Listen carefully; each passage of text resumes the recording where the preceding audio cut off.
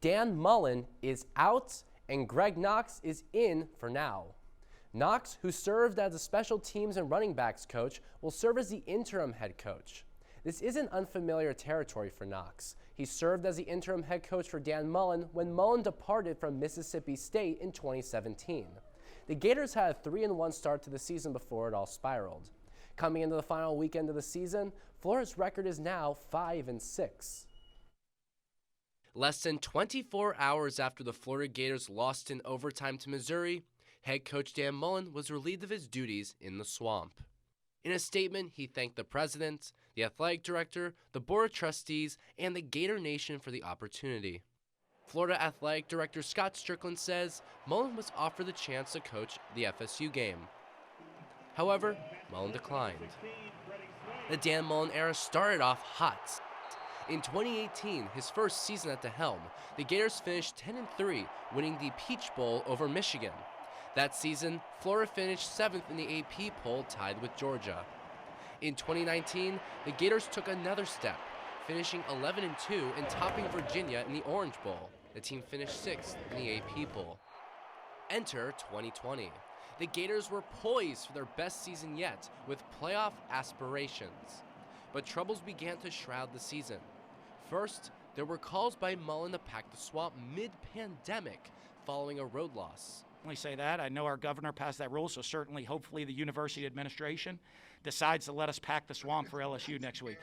100%, because that crowd was a major factor in the game.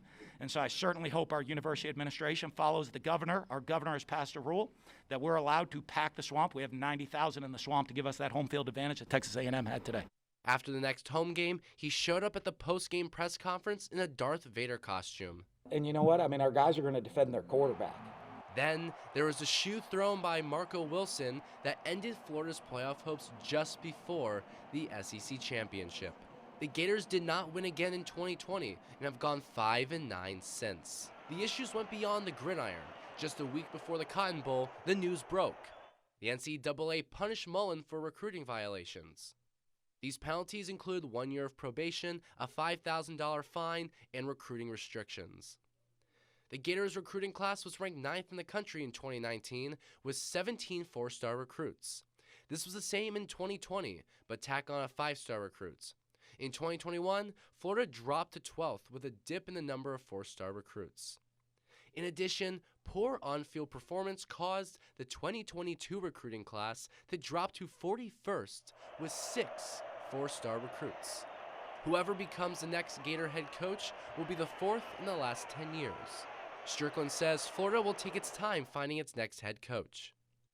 You know, there's no timetable. We want to, take the time we need to get the right coach. We'd love to, have one tomorrow, but that's probably not realistic, but we're going to move as quickly as we can. The last 3 full-time Gator head coaches were all hired before the end of the calendar year. You may ask, what's next for the Florida Gators? They face Florida State during rivalry week this Saturday. Kickoff is set for noon. Harrison Smadjevitz, WUFT News.